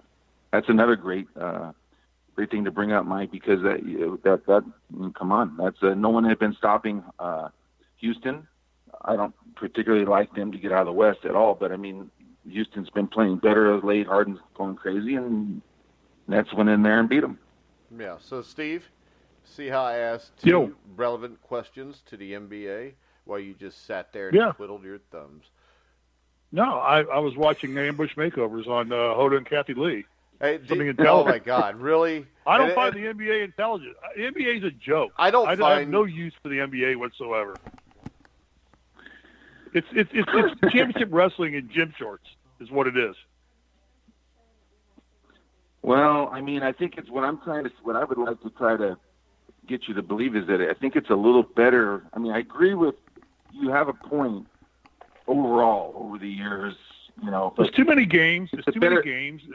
There's too many teams make the playoffs. You know, I applaud the NFL for only putting 6 teams out of each division in the playoffs out of 32. What? It makes you fight to make the playoffs. Wait a second. So how many teams are in the NBA? There's like 30 teams in the NBA. 16 make it. I think it's fine. Why is it too many? That's half the damn league. Half the damn league makes the playoffs. Is it too many? What the hell? Why not just play one more week and let them all play? Well, let's go back to Indiana high school basketball. Let everybody in. How many should be in the playoffs for the NBA? Should it just be 4? I'd say you take 12 teams. 12 teams. 12 teams. Take 6 out of each division. Wait a second. So if you take 6 out of each one, you're giving the top 2 teams buys? Sure, exactly. Why not? So That's wait the NFL does. Wait a second. It works well. The 5 and 6. The NFL is a one and done situation. The NBA is not. So what is your suggestion? Do we play best of 3? Make it best of 3 instead of best of 7. So you're going to play Jesus Christ, best they take of best 3. Of 7. The NBA takes best of 7 series and spreads it out over 2 weeks. Are you kidding me? Yeah, I disagree with that, too. The Pacers play Cleveland on Monday. I think and then the Pacers play Cleveland the next Sunday. What the hell are you doing the rest of the time? The one thing you do with that, Risley, if you want to listen for a second, the one thing you do is make sure – I said do-do. The one thing you make sure of – That was shitty. It was do-do. But the one thing you do make sure of, at least in most cases, in a best-of-7 situation, the best team's going to win. If you play best-of-3, that's not always the case. The perfect example there would be 1981. The Houston Rockets, in a mini-series, upset the Los Angeles Lakers 2-1, where if it's a 7-game series, it may be totally different. What I would like to see is it go back to the first round being best-of-5. I don't think best of 7 favors the better team. It favors the better team, so basically it rigs it. Yeah. If you do a best of 3, it's like, we take the rigging out of it. It's like, no, Lakers, you better get your head out of your ass and you better play good now because you only got 2 shots at this. Best of 7 says, don't worry, we'll eventually get enough good calls, and the NBA will eventually make the referees make enough calls in our favor over the course of a 7-game series. We'll sell a lot of advertising because the Lakers are down, and we'll get a lot of advertising dollars in here. We'll spread this thing out. We'll get a lot of interest in our league, but we'll make sure the Lakers win over 7 games. Over 3 games, the NBA loses control because now you got to go play 3 games. So the hell with that. The NBA is championship wrestling. It makes every bit of sense. It doesn't make every bit of sense. The longer you spread it out, the more Go chance. ahead, Bobby. The more you spread it out, the more chance the best team has of winning. Of course they do. Odds are always in favor of the better team. The longer you spread it out. Go ahead, Bobby. I have to agree with Steve here. He's wrong, so you can agree with him all you want. But no, he's wrong. That'll never happen. Blow it out, Mike. You know what? You're not always right, you idiot. I am when I argue with you. That's why I argue with you. Yeah, I know you're not. Yeah. Well, taking it out over 7 games, he's right, and the advertising dollars and the getting the better teams marketing that they won in the finals and stuff. It's all marketing. It is. I mean, it definitely is. Nobody markets themselves better. There's no doubt it is. So I don't know how you can agree with Risley because that wasn't our disagreement. His disagreement was on how many teams were in the playoffs. Right. It's all part of the process, Mike. Yeah. You see, you're the idiot that wants to take one part of a big picture and say this one part is all we're going to focus on because that plays to your benefit. The whole point is the whole picture of the NBA and the NBA playoffs stinks. All right, it's all a sum of total things. You believe you got too many teams playing. You got too many regular season games being played that are meaningless games. You got too many teams playing in the playoffs. It's too easy to make the playoffs. It's kind of like flunking out of college, Mike. You have to work harder to flunk out of college. No, you don't. Have to stay in college. You got to do nothing. Yeah, you prove that. But my question is this, Risley. The only reason you stayed in college is because you played on the IU basketball team. They probably gave you 5 tutors to do all your work for you. No, Not for Bob Knight. He had to go to class. You don't know that. That's just what Risley says. Well, don't worry. Neil Reed says Mike wouldn't know anything about going to class. So don't worry about that. You know what? You're barking up the wrong tree, Steve doesn't have anything, or doesn't know anything about having any class, so it evens out in the end. Well, see, now we're back into Bobby. There we are again, back into personal attacks. See? Yeah, because you personally attacked me. You big-headed freak. Yeah, you did. You sit there talking about you did go to class. You don't have any class. Jeez. I mean, come on. You started the personal attacks months ago when you claimed that I live in a trailer park. And I've been genuinely nice enough to just let it roll and play with it like it was no big deal, even though it hurts my feelings really bad when you say that I live in a trailer park. But I've been all right with it. I'm like, hey, Steve needs to build himself up by tearing others down, so just go with it. All right. Good. Thank you, Mike. Thank you for giving me that comic relief. I appreciate that. So, Bobby, did you want to talk about the Australian Open tonight? Yeah, you know what? All right, you asked about this. Let's hit it now. Yesterday we had Max Martyr, and we talked about why we had him. And I'll tell you what, he brought a great game. He delayed until late last night, about 11 o'clock Pacific is when that match started, and the first two sets were tiebreakers. And he lost both. And so now you're down 2-0, both in tiebreakers. Could have gone either way. He wins the third set and ran out of gas. Lost the fourth set and lost that match. But, I mean, really played well. We're going to put you on another guy today that's going to really play well, and hopefully we'll get a break and win this match. And that's Seppi. If you remember, we bet against him a couple matches. The last match he played, we bet against him, and with Jordan Thompson, and he defeated him. And then now we're going to go back with him today. He's going to play. If you remember, I brought up this last name of Tiafoe. And he's it's an American. You're going to bet against an American? You're going to bet against an American. Where's your pride? Well, I mean, again, Risley, you're betting $1, and I got to dig deeper. So, that's why I don't bet. I'd rather play with my pride. If you... But because your wife won't play with it anymore. Oh, go ahead. Tiafoe, I'm trying to be serious here. You guys are lightening me up a lot, but Tiafoe is a really emotional player. Very, very emotional, up and down. Shows a lot of emotion on the court, and he just came off his biggest win of his life. He beat Anderson, who was the 5th seed to win the whole tournament. And so it was a huge, huge win. I don't see a letdown mentally at all. I mean, that's not what I'm saying, but I do see a bit of a letdown in his performance today. And I think Seppi, who's playing at a career high level, can go another round here. And I think the price is about right. And Vegas is on this one too. It opened Tiafoe minus $1.20, which means you get even money coming back, and now it's minus 110 both ways. So Seppi has gotten the action. I'm watching Australian Open right now, and Seppi just withdrew. Oh well, then you just get your money back on your bet. All right, I know you're joking, but no. So it's it happens. It's Djokovic's winning. Djokovic's winning big. Good match. Well, Djokovic, he won his match in 3 sets, and he'll be moving on, and that's no surprise. He'll go to the final and play somebody. But we're just trying to pick out a match and make some money, and that's the one I think I've got for today is Seppi, Seppi. All right, guys. And Bobby, I'm not ever going to challenge you on your picks because I learned my lesson on the first day. So we're having fun, but your record is. So since Steve wouldn't, if I was going to bet, I would tonight. Go I would Pacers. bet your line. I'd bet your line every time. Well, I appreciate that, Steve. A lot of work goes into it, and a lot of I'm sure it does. Yeah, I know. And a lot of experience. And like I said, you got to dig deeper on these things. And anyhow, so we got the Sixers tonight. We got Seppi, and then top play for my report. TheSheridanReport.com. You can get this. My top play is in the college basketball game tonight. Texas Tech. Not Texas Tech. That was yesterday. I'm drawing a blank again. You guys have got me. Oregon State, that's Right. The Oregon State game against Arizona State. Yeah, that's the top play for tonight. We really like a side there, and I just thought I'd leave that for. Are you going to address Duke, Virginia at some point? Are you going to put a line on that?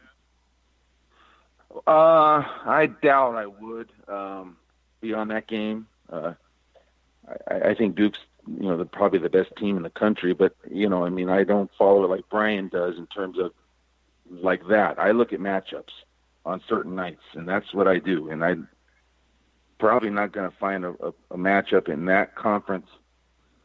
So is that a flaw that gamblers, the bettors, have? Is they want to bet the big games and not bet the smart games, not bet the smart bets. Yeah. They want to bet the glamorous games.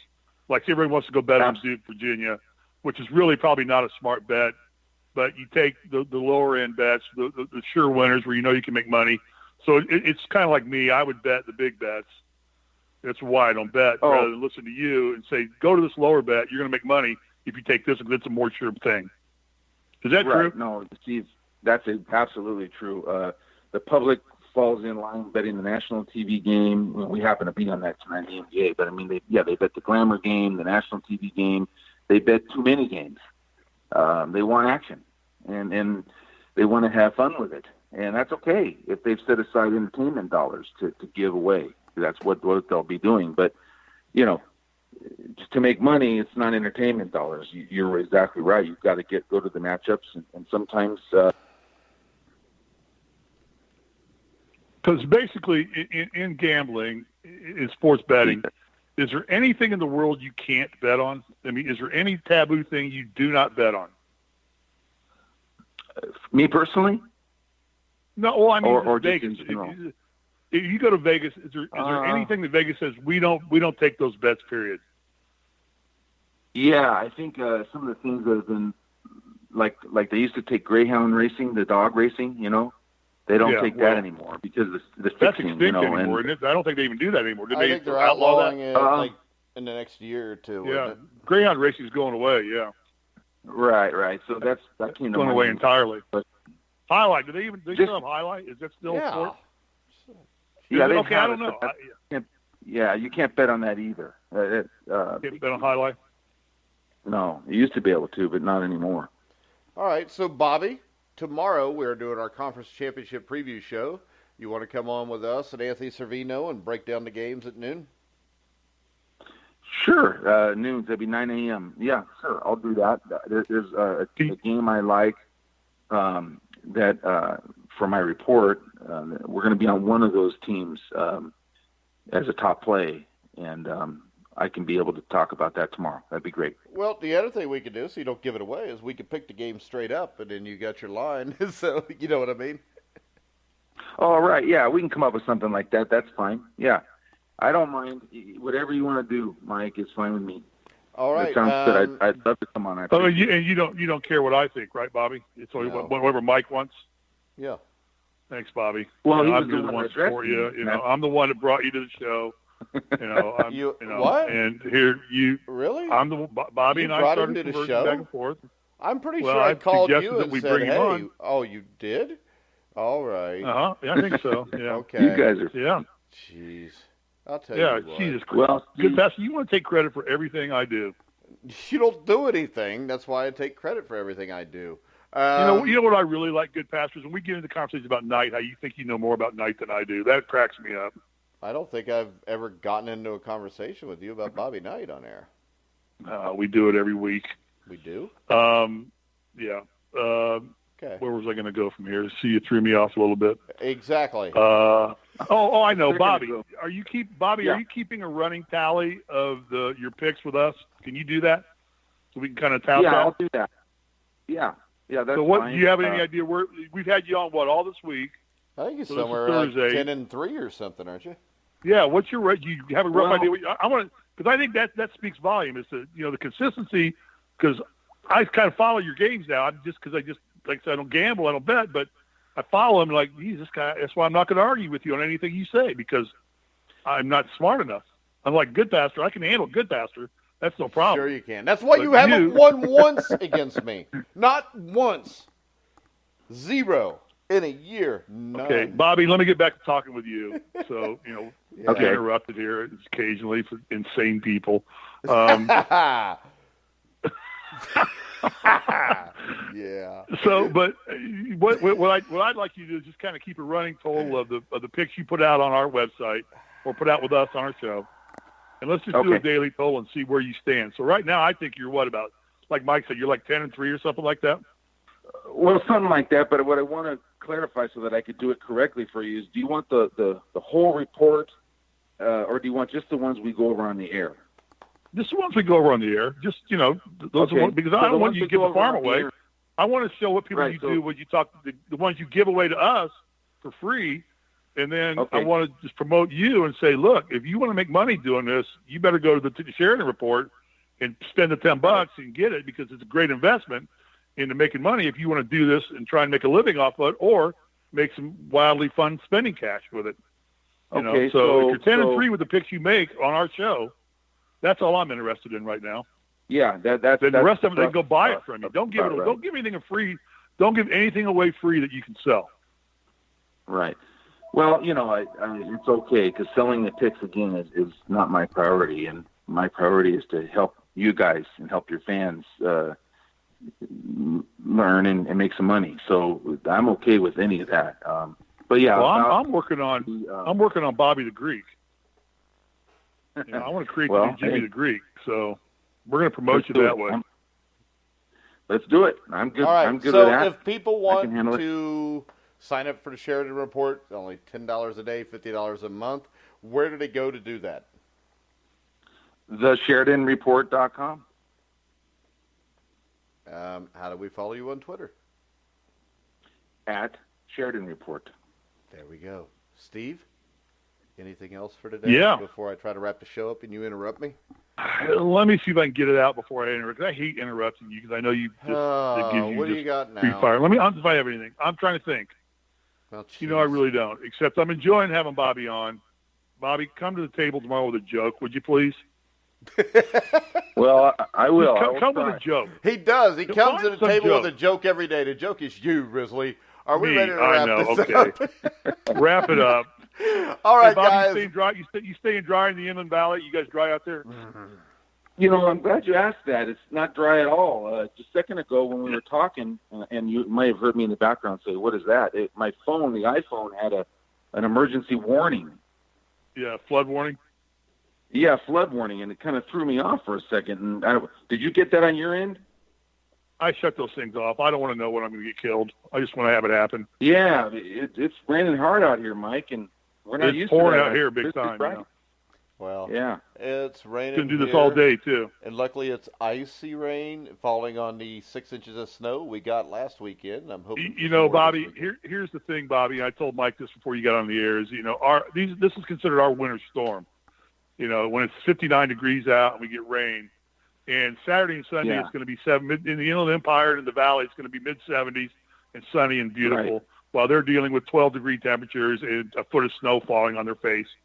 So, but we're having our winter storm right now, which is a little bit of rain, and temperatures did drop below 60 degrees today. I think they're going to get a high about mid-50s. But I put a pair of sweatpants on today and a sweatshirt, and I'm going to go lay out by the pool. All right. My dog so swim. While Risley lays out by the pool, I am sitting in my trailer at my computer with my coon dog laying there with my kitty, and I'm going to get off here because the Confederate flag's getting dirty and I got to go wash it. All right. Tomorrow, you can catch Anthony Servino for the conference championship preview, where Steve Risley, unless he agrees with me, will be wrong twice yet again. Maybe we can see if we can get Steve to sing maybe one of the songs from the Best of Bread album. Hey, we're having Bobby on tomorrow. I'm just going with whatever Bobby picks. I'm going to let Bobby just tell me, what the game's going to be. Don't do that, Bobby says, Bobby, make him pick before you do, because the most sure thing you can give people is the opposite of what Risley thinks. Well, maybe I got to DM him tonight and get his pick, and then I'll know where to go on with tomorrow. Don't overthink this, all right? I know you like to delve deep into things, but basically, from my recollection, if Risley picks it, it'll probably be wrong, unless he agrees with me. So, all right, guys, we're going to wrap it up tomorrow. Anthony Servino, Bobby Sheridan. Make sure you check out the Sheridan Thanks, Report. Bobby. You can hear all of our Thank shows you, on Steve. iHeart, iTunes, TuneIn, Spreaker, Stitcher, Spotify, wherever you find sports podcasts. You'll find The Grueling Truth. So for Bobby Sheridan, Steve Risley, I'm Mike Goodpaster. You've been listening to The Grueling Truth, where the legends speak.